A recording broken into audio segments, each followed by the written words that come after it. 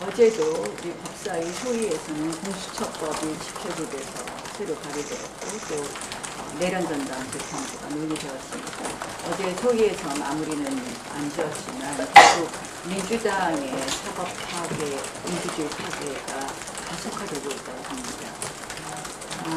저는 지금 민주주의가 우리 대한민국의 헌법이 파괴되는 그 수순으로 매우 빠르게 가고 있다고 생각을 하고요. 그 대한민국 국회 법사위에서 이러한 일이 지금 일어나고 있기 때문에 오늘 긴급 간담회를 했습니다. 사실 오늘 제가 간담회를 하는 것은 법사위에서 지난번에도 저의 발언권은 박탈되었습니다. 퇴장 명령을 받았습니다. 우리 의원들 3명의 발언권이 박탈되었습니다. 결국 오늘 법사위가 열려도 법사위에서 우리 국회의원으로서의 무제한 토론권은 전혀 보장받지 못할 것이 너무 뻔하기 때문에 오늘 이런 간담회를 했습니다.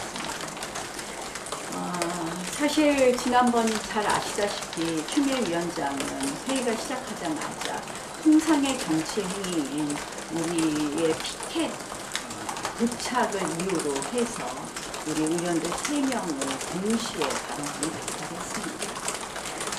이것은 사실 국회 22대 국회 이전에는 전혀 없었던 일입니다.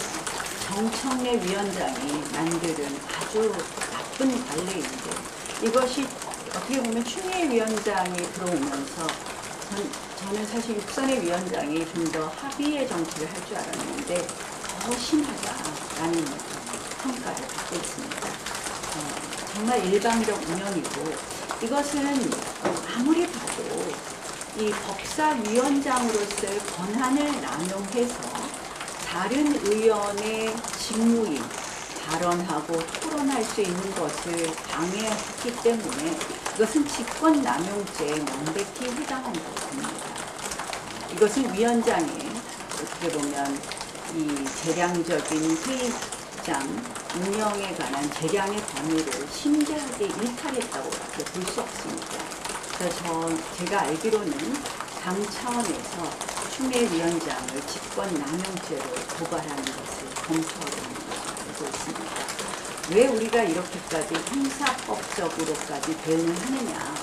결국은 이 추미애 위원장을 비롯한 민주당의 이런 의회 독재적 운영 행태가 사실은 국회법을 악용하고 그리고 그렇게 함으로써 우리 국민의힘과의 의원들의 목소리와 발언을 입틀막함으로써 이 독재가 완성되고 있기 때문에 이것을 단순히 뭐 윤리제소라든지 이런 문제의 차원을 넘었다고 생각을 합니다. 그래서 의회 독재를 가속화시키는 수단으로 쓰고 있는 이 발언을 제한하고 박탈하는 부분에 대해서는 저희가 강력한 제재를 하겠다는 말씀을 드립니다. 또 하나는 지난번에 그 질서유지권의 발동입니다. 아시다시피 질서유지권을 발동을 해서 그 경호과에서 15명이 사실상 출동을 했고 회의장 안에 저희가 봤을 때 동시에 13명이 들어와 있었습니다. 그 당시 우리 당 의원들은 단지 4명이었습니다. 한 명의 의원당 2~3명이 에워싸고 우리가 어떤 폭력적인 행위를 하지 않았음에도 불구하고 통상의 항의 행위를 했는데 질서유지권을 발동해서 13명의 국회 경호원을 한마디로 난입시킨 사건입니다. 저는 이것은 질서유지권의 남용이라고 생각을 하고 그리고 이러한 부당하고 위법한 질서유지권에 그대로 따른 국회 사무처의 책임도 가볍지 않다고 생각을 합니다. 그래서 이런 것이 다 뭐냐? 결국 국민의힘은 민주당의 거수기 노릇이나 하라는 것을 강요하는 거나 다름없다고 생각을 합니다. 그들이 원하는 것은 국회에서 관제야당 하나 있으면 된다 이런 생각 아닌가 하는 생각입니다. 결국 우리가 그동안 국회에서 있었던 통상의 정치 행위를 모두 틀어막아서 우리의 의사표시가 제대로 국민들에게 현출되지 않게 하는 것. 그것이 바로 저는 의회 독재이고 그리고 그 완성의 길로 간다. 우리가 침묵하고 가만히 있으면 결국은 이 의회 독재를 깔고 앉아서 대한민국 헌법 파괴는 가속화된다고 생각을 합니다. 그래서 저는 굉장히 심각한 지금 단계에 이르렀다. 그러나 우리가 이것이 점점 무뎌지는 것이 지금 현실이고 그것을 알리기 위해서 저희는 외치고 있다, 저항하고 있다는 말씀을 드립니다. 저는 그런 측면에서 지금 언론에서 춘하대전하면서 운운하면서 마치 정치적인 무슨 어떤 이유로 이런 어떤 충돌을 한다는 것에 대해서 심히 불쾌하고 이런 폄훼에 대해서 굉장히 모욕감을 느낀다는 말씀을 드립니다.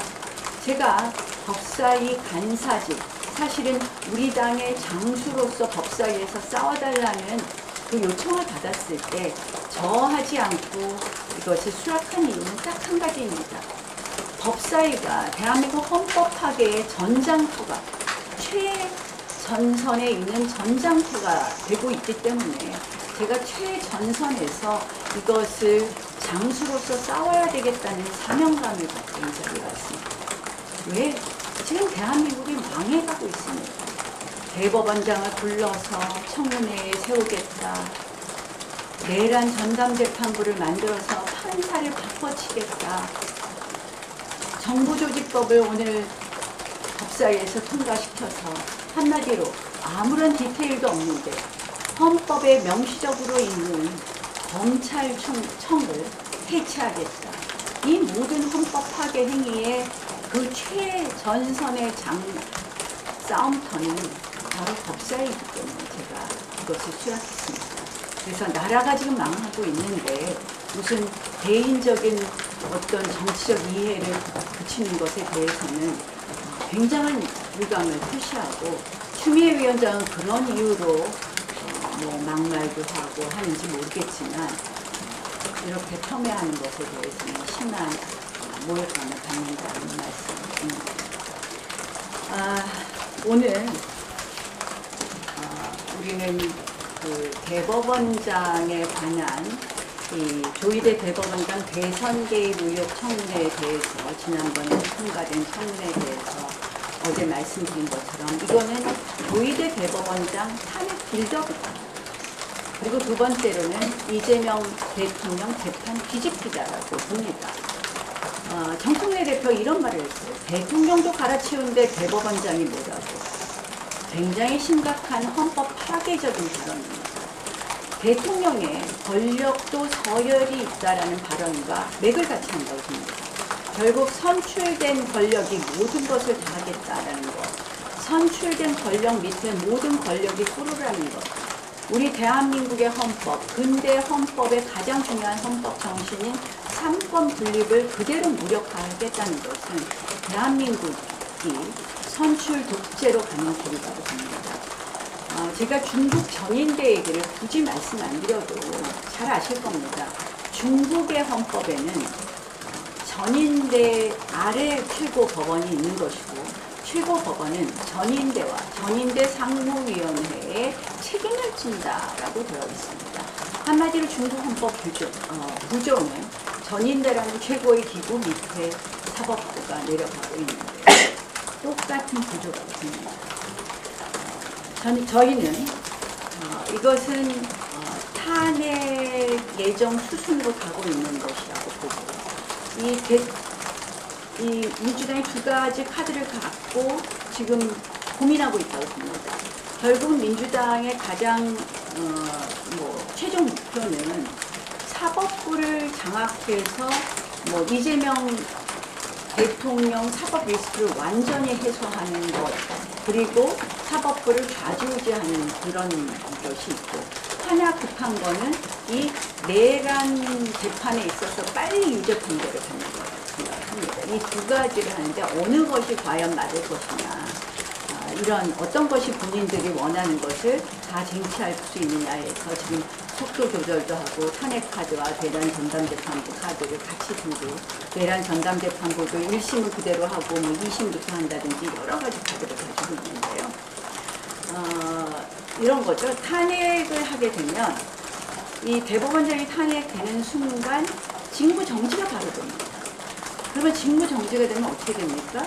이 순위는 사실은 노태학 선관위원장입니다. 그러면 선관위원장을 대법원장 직무대행을 시키려면 새로운 또 선관위원장이 있기 때문에 저는 그 다음 순위인 이은구 대법관을 대법원장 대행으로 하려고 하는 것 아닌가 이런 생각도 듭니다. 어쨌든 두 대법관 모두 민주당으로서는 민주당 코드에 맞는다고 생각을 할 것이고 결국 그런 의미에서 사법장악, 결국 내란 전담 재판부가 위헌 소지가 있다고 우리가 지적하는 외부에서 판사들을 찍는 것이, 판사들을 선택하는 것이 사실상 위헌적 소지가 있다는 것을 법원 내부의 이 대법원장을 갈아치움으로써 대법원장 대행이 마음대로 할 수 있는 그런 구조를 만들지 않을까 생각을 합니다. 그래서 저는 아주 고약한 지금 사법 파괴가 시작되었다고 보고요. 저희는 일단 조희대 대법원장을 이 대선 개입 청문회에는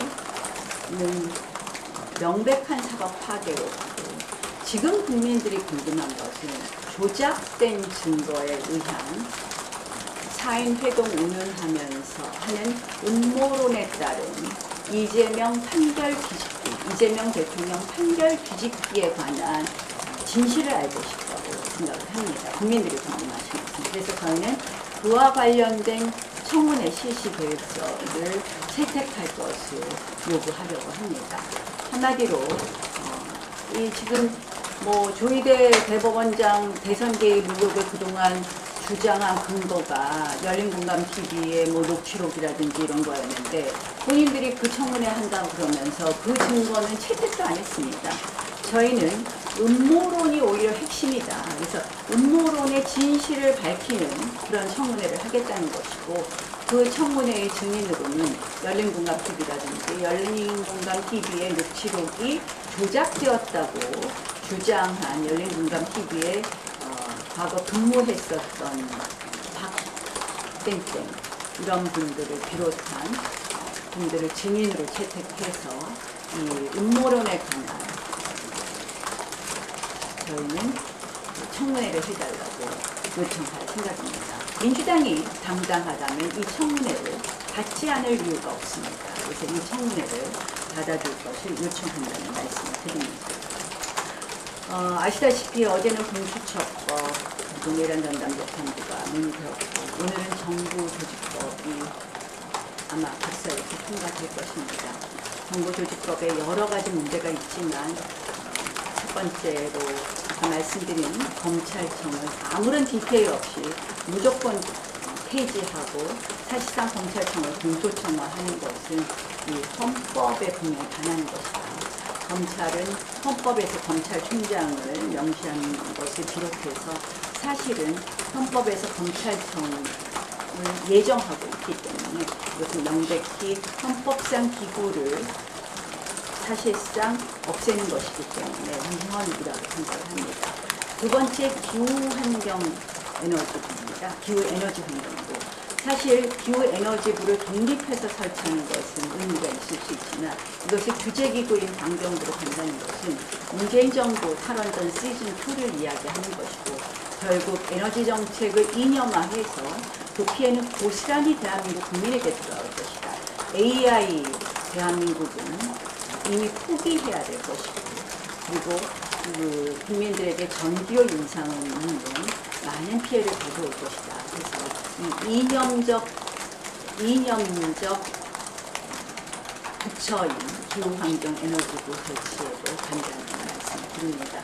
그 밖에도 이 정부 조직법에 대해서는 드릴 말씀이 많지만 저는